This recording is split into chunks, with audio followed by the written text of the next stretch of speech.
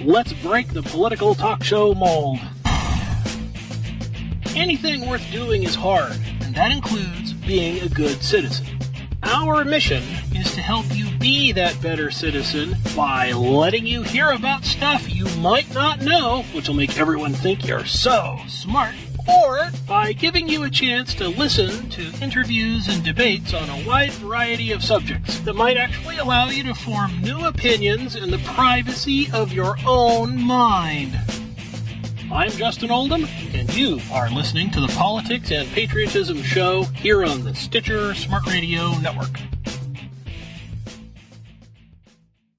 Good morning, good evening, wherever you are, and welcome to another revolutionary edition of the Politics and Patriotism Show.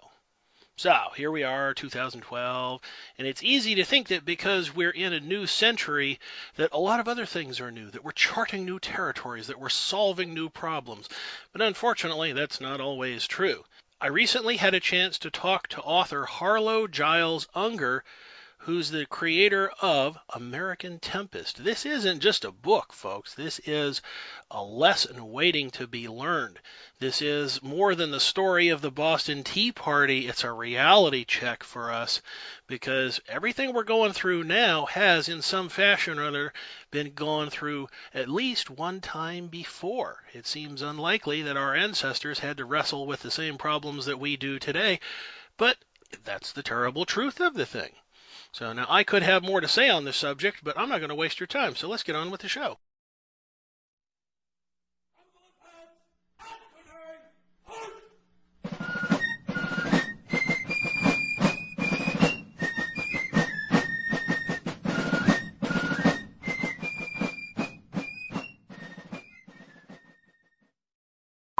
Would you please introduce yourself? This is Harlow Unger. I'm an author of 20 books on American history, including a half dozen lives of the Founding Fathers. This book, American Tempest, is my latest. It's the story of the original Tea Party and the original Tea Party movement, which began in Boston with the famous Tea Party that every American has read about, and then spread up and down the East Coast until it sparked the American Revolution. It wasn't so much the Tea Party itself that started the revolution. It was the British military overreaction to the Tea Party. In fact, most of the Founding Fathers, such as George Washington, Thomas Jefferson, and the others, considered the Tea Party an act of vandalism in which these so-called patriots, Tea Party patriots, dressed as Indians, dumped $1 million worth of tea overboard to protest a minuscule tax on tea, and they dumped this overboard. The British Army reacted by sending troops into Boston, declaring martial law, and threatening to starve the people of Boston and block all imports of food, everything, into Boston until they repaid the East India Tea Company for the tea that was destroyed.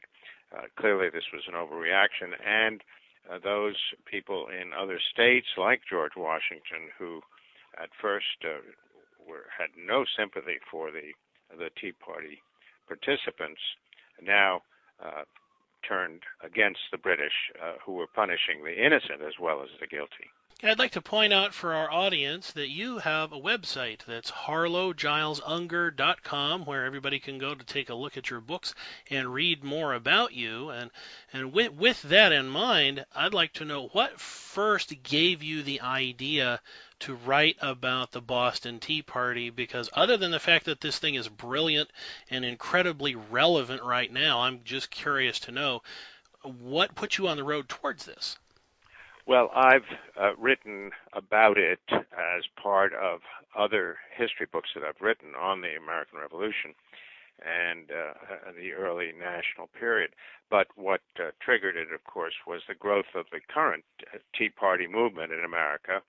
They're borrowing a name of a group of revolutionaries, of rebels from the 18th century, without knowing much about the Tea Party.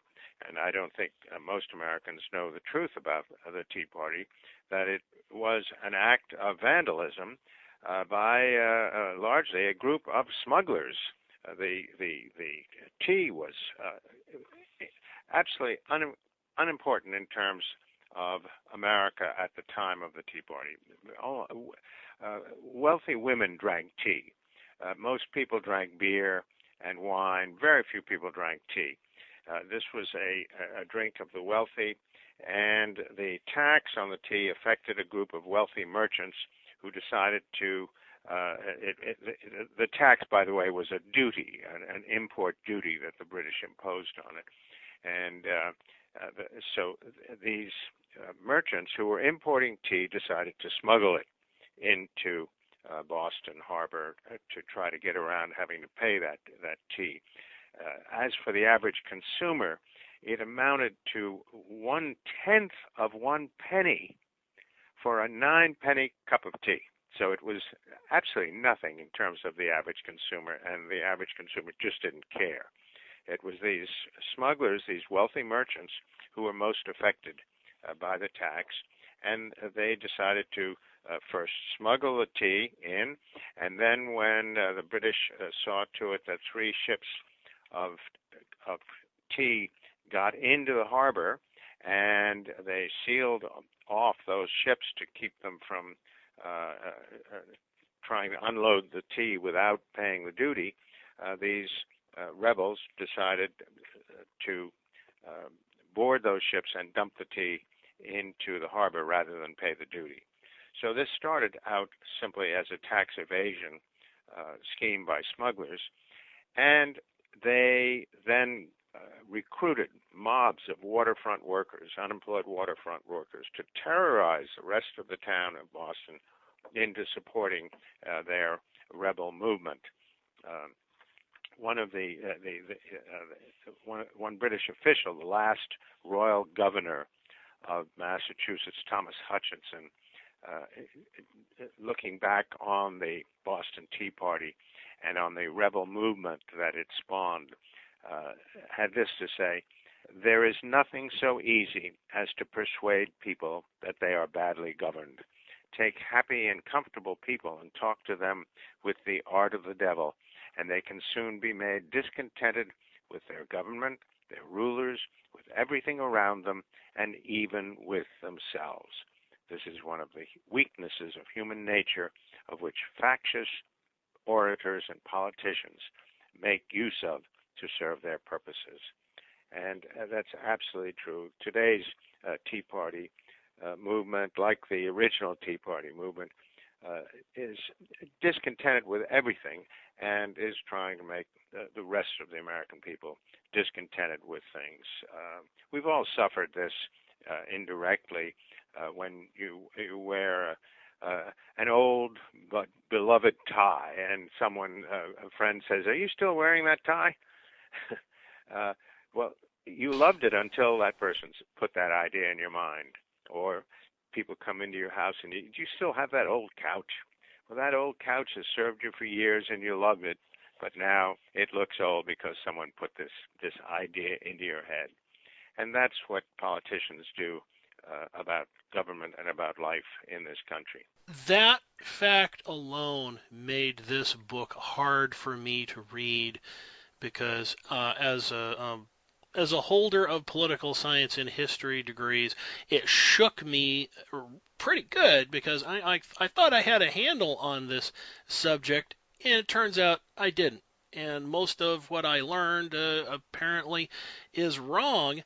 But the real nugget here to get from this is that unfortunately we can be so easily led that we don't even realize it. And that's a topic that comes up on this show time and time again. And that's one of the reasons why I am going to have to reread this book, because everything that you've laid out in the chronology of events makes it quite clear that there was a conflict that is still raging today between government, business, and society. And here in 2012, I think this book is extremely relevant reading. I encourage people to go out and pick it up and have a look at it at their leisure and take this as being food for thought. But keep it in mind the next time you turn on the television, because if they had television back in the day, I think that many of the same images and much of the same rhetoric would match up pretty much same. I mean, am I right? Absolutely. No, well, the interesting thing about American Tempest, which is the name of my book, the interesting thing about American Tempest is that it deals with the problems of government in a free society and the constant conflict of the role of government. Is government meant to rule society, or is it meant and govern the lives of individuals, or is it meant to protect the liberty of individuals? And this is a problem every free society has to deal with, and everyone has a different point of view. George Washington believed in a strong executive. Thomas Jefferson did not. He believed in letting the people really rule themselves. In the one case, it can lead to tyranny if you have the wrong kind of executive leader. In the other case, it can lead to anarchy if you have an ignorant, badly educated population. So this is the problem that my book American Tempest deals with, and the Boston Tea Party really was started by a group of smugglers to protect their own interests. It had nothing to do with freedom and liberty. And indeed, when they took control of Boston, they set up a wave of terror that there was no guillotine like the French Revolution. They used the weapon of tarring and feathering, and they tarred and feathered anyone who disagreed with them. These very people who claimed to be fighting for liberty deprived the rest of the people of Boston of liberty, as most terrorists do. I'm fascinated by the roles played by James Otis and Sam Adams, but I'm also interested in the fate of Governor Hutchinson, because he seems in particular to be in a really bad place. He's damned if he does and damned if he doesn't. And it seems to me that even if Benjamin Franklin had not intercepted his correspondence and capitalized on it, that he might very well have ended up in the same position simply because of the efforts of Sam Adams and James Otis.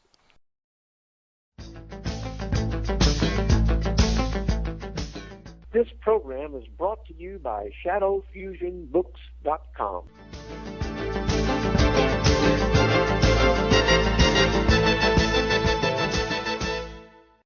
Well, the problem went beyond Governor Hutchinson. Governor Hutchinson was as American as Sam Adams. His family came over at the time of the Mayflower. They among the earliest settlers included Anne Hutchinson, the great American leader.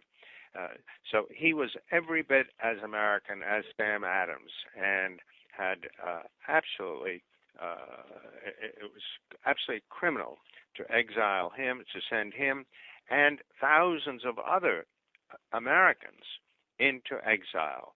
We were all British subjects living in America, and all had equal rights under the British government. under the Tea Party rebels in Boston, suddenly they didn't have equal rights. You were either for or against the Tea Party. You had no choice. These were not elected officials. Sam Adams was not elected. In fact, he was turned out of office for embezzling city funds. So there was no choice in this rebellion. Okay, speaking of choices, as I look at Sam Adams in particular, his rise and his fall, I think, is so poorly understood by many of my fellow Americans that I think it's very important here, because this guy, in the modern world, we hear Saul Alinsky bandied about quite a bit. And I think that having read Mr. Alinsky's book myself, I think he could probably have stood to learn a few things from Sam Adams. This guy failed at so many other things, and I was heartbroken to find out that he wrecked the family brewery business, which I didn't know about. And beer is a personal favorite thing of mine, so this was doubly devastating.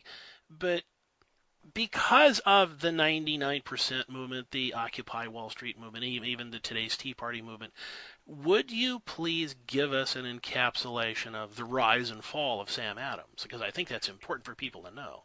Yeah, well, Sam Adams was part of the great Adams family, a cousin of John Adams, who later became president. Sam Adams was born to wealth, went to Harvard. His father owned the Samuel Adams Brewery, which has nothing to do with today's Samuel Adams beer. When the father died, Sam Adams Jr. Really was a ne'er-do-well. He liked to write political tracts and influence people, but he didn't like hard work. And he ran the brewery into the ground, ran the beautiful mansion, the Adams Mansion, into the ground. When his wife died, this freedom fighter bought a slave to raise his two children. So he was not only a ne'er-do-well, he was a hypocrite. And he was a gifted rabble-rouser. He didn't drink, but he used to prowl through the taverns along the waterfront, organizing these workers into mobs to terrorize the rest of the city. And as a gifted rabble-rouser, he was similar to Robespierre in France. And these people, these rabble-rousers, these early leaders of the revolution, they only seem to know how to tear down. They don't know how to build up. So when it was time now to build a new nation, as after the Declaration of Independence, he was totally ineffective and really didn't know what to say at the Continental Congress, and really disappears from the political scene by the time it's time to write a constitution and build a new government. And if you look back through history, the rabble-rousers who tear down governments are seldom able to build a new nation, a new government. They don't know how to build. They only know how to tear down. Robespierre never built anything. He was killed before he could, but he never constructed a government, never designed a government. Lenin never designed a government. So these rabble-rousers are not skilled at doing that, and Sam Adams was no different. Your analogy or comparison to Robespierre is more, I think, apropos than most people realize, because Sam Adams was responsible for organizing a network of citizens committees, which was very much what Robespierre did later on. And of course, he lost control of it, and that it was part of what led to his downfall. As did Sam Adams. John Hancock, who was one of the big merchants in Boston, who was indeed a smuggler before the Tea Party, saw the direction that Sam Adams was taking this Tea Party movement in Boston. He saw the terrorism, and he realized that he, John Hancock, might be the next victim, that Sam Adams would turn on anybody. So Hancock used his wealth to take over the Tea Party movement and turn it into a responsible a revolutionary group that merged with similar groups up and down the coast, and eventually met at the First Continental Congress, and in the Second Continental Congress declared independence, and elected John Hancock as president of the Congress, which in effect made Hancock the first, in quotes, president of the United States.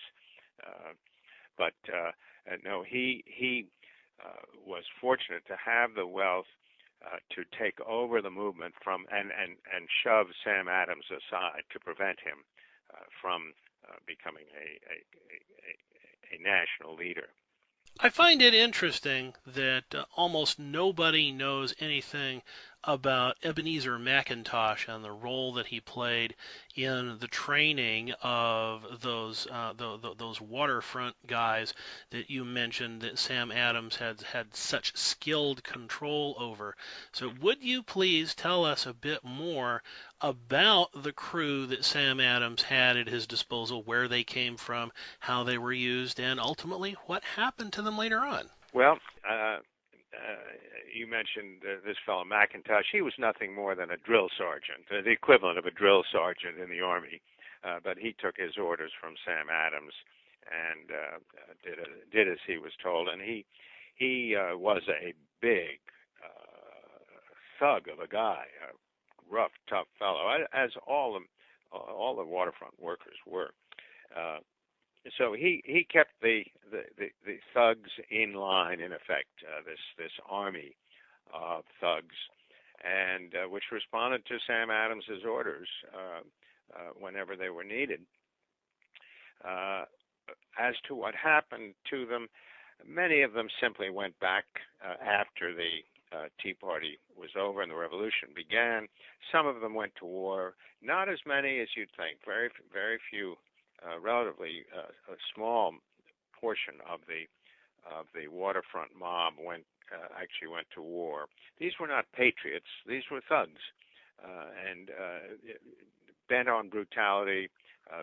They loved burning buildings, lynching people, and basically that's all they did. The skilled craftsmen went back to their jobs. Some went to war, as I say. Of the people in the Tea Party, some 50 people in the Tea Party, their names were kept secret. They all vowed secrecy to each other because they were committing treason. And their names gradually leaked out. And in my new book, American Tempest, I have the list of names published in one of the in an appendix, so you can find the list of names of the people who participated in the Tea Party. There are quite a few surprises in there, and probably the biggest surprise is the failure of either Sam Adams, James Otis, or John Hancock to participate. They were not at the They were not part of the Tea Party. They were safely in their own homes. They didn't want it. That is fascinating to me, and especially in regards to Sam Adams, I think it speaks to his character that he was willing to commit other people to battle and wasn't quite so willing to do it himself. And as politically incorrect as it is, just because I know somebody's going to draw this comparison, is it wrong to draw a comparison between Sam Adams and his band of mercenaries here and Martin Bormann and the Brown Shirts? Not quite. I don't think Sam Adams had defined a political philosophy as such. If he had a political philosophy, it was closer to anarchy than it was to Nazism. So his goal was not to regiment the people as much as it was to set them loose on each other. And that's what he did in Boston, in effect. His was a formula for anarchy, as most rebels are. Bormann didn't set a revolution in motion. He was just a follower also. I'm Luke Herbert, and this program is supported by SpaceThinkRadio.com.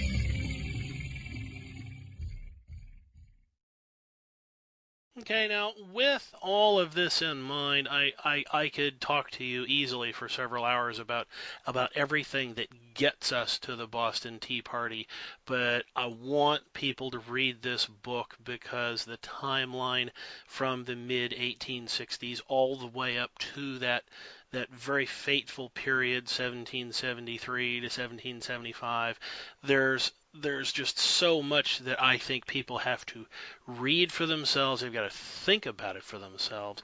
So if we could, as we go into the final minutes of the program here, I'd like you to talk about what happens after the Boston Tea Party and why the event itself, as much of a nonviolent thing as it was at the time, why it ended up playing such a major role in what goes on over the next 2 years prior to the Declaration of Independence. Well, the great tragedy of the Boston Tea Party and the Tea Party movement of that time is it stripped tens of thousands of Americans of their dignity, their homes, their properties, and their birthrights, all in the name of liberty and independence. Nearly 100,000 Americans left the land of their forefathers forever in what was history's largest exodus of Americans from America.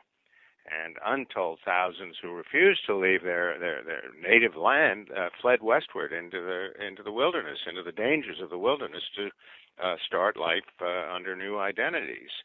But among those forced to flee were some of the most brilliant men in America, including Royal Governor Thomas Hutchinson, whose forebear was the religious leader, Anne Hutchinson. And as I said, George Washington and other respected American leaders condemned the Boston Tea Partiers as vandals, and they might well have ended in jail and faded into obscurity had the British Army not overreacted. They reacted rashly and violently by sending troops into Boston, quartering troops in private homes of loyalists as well as rebels. The British military command seemed to declare war against all Americans, both innocent as well as guilty, and they provoked the entire Massachusetts citizenry into open rebellion. Patrick Henry was so moved by the plight of Bostonians that he made his famous stirring call for liberty or death and a declaration of war against Britain. And indeed, Massachusetts had declared independence. By then, Virginia followed suit, and then 2 years later, the Congress declared all of the states independent. So it had two ramifications. One was dreadful in that it deprived this country, or what eventually became this country, of some of the most talented people in this country, unfairly so. But it did eventually lead to independence. Now, I have often thought that in the long run, business has more power than government, and there's there's a part of me that, after having read this book, now feels more certain about that than I did before, because part of what I see here is that there was a weak colonial government, there was a strong business network, and the tail very definitely wagged the dog. I mean, am I wrong? Yeah, no, you're not. And you know, one of the ironies of the Tea Party movement, of the revolution that the Tea Partiers sparked, is that instead of eliminating taxation, it increased it 10,000-fold, because suddenly local governments had to pay the costs of defense, law enforcement, postal services, roads, everything else that the British government had been paying for before. And so instead of this little tax on tea, they now had big taxes to local government. So that's one of the ironies of this revolution. Business sometimes outthinks itself, and they certainly did in this case. It seems quite the thing to me that here we are in 2012 and we're pretty much in the same boat. Now, today, we have, it's true, we have bigger government than they had back then, and it disturbs me no end to live in a country where we have a Department of Homeland Security. But as I look at the super PACs today and the way that they're influencing the 2012 presidential race, I can't help but think that some of the founding fathers, if they were aware of it, would grasp the intent of that immediately. Oh, well, they first of all, the founding fathers did not campaign. None of the founding fathers campaigned. Washington, Adams, Jefferson, Madison, Monroe, even John Quincy Adams, they never campaigned. and they would never have attacked their opponents. This was an age of deference in which the American people were trusted to elect the man they considered best suited, best qualified. The qualifications of each of the founding fathers was there for all to see, and this was considered their duty to serve. It was not something they sought out of ambition. Today's politicians not only are ignorant about the founding fathers, they have no qualifications to serve as president. They have none of the education or the background of any of the founding fathers, so they're simply not in the same class, and they certainly don't comport themselves as gentlemen. Yeah, since you've brought up the matter of chivalry, there is one tangential question that I'd really like to get your answer to, because it'll help settle me down for the rest of the evening here. Based on the code of conduct you're describing, if Governor Hutchinson had actionable intelligence, to use the modern term, if he had really known all the whys and wherefores of Sam Adams, if he'd known where to find him, then if I understand what you're saying correctly about the code of conduct from the day, that he never would have laid a glove on him. Oh, probably not. But Sam Adams, by the time Governor Hutchinson fled, Sam Adams was now guilty of treason and would have been hung without trial. All these people were guilty of treason. They violated the basic tenets of belonging to a country. They were in a minority. They weren't. Sam Adams was not part of a majority. The Tea Partiers were not part of a majority any more than they are today. And the majority of Americans at that time were loyal to king and country. This was Britain, period. And this was a rebellion that went against all the rules in place then and now. And the idea of not having any representation in Parliament, that was a specious argument then, and it's a specious argument today. In the last off-year election 2 years ago, when the Tea Party movement came into prominence here in America, only 40% of eligible voters voted for the Congress, which means that 60% of eligible American voters today are unrepresented in Congress. They still have to pay their taxes. So this was nonsense then. It's nonsense today. With only 40% of eligible voters bothering to vote last time, it means that this Congress, the present Congress, was elected by a little more than 20% of the people. That's hardly representative of the American people. So all of these concepts that the Tea Party movement, the Occupy Wall Streeters, all these are just specious. They're not true. They're pie in the sky dreamers. These people. They don't vote, and yet they want to be represented, and you can't have that. No, you can't. And this is a point that we try to make on this show on a regular basis. And I'd like to thank you for taking some time out of your day to share your point of view with us. I think this book is going to go on my shelf here. It's going to stay in the office permanently. It's that important. And as I said before, I'm going to have to reread this thing because I finished it on Saturday and I'm still processing. And I just know I'm going to have to go back through and look at it again to really let it sink in. Well, the name of the book is American Tempest, and it's subtitled How the Boston Tea Party Sparked a Revolution.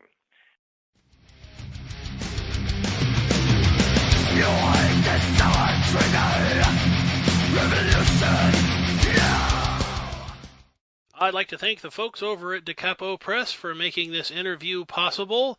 And ladies and gentlemen, that brings us to the end of another fast half hour. If you like what you heard today, then please find us online at politicsandpatriotism.com. And it follows, of course, if you didn't like what you heard today, you can still find us online at politicsandpatriotism.com. Click on that contact button, find the email address, start typing, and I'll get back to you just as soon as I can.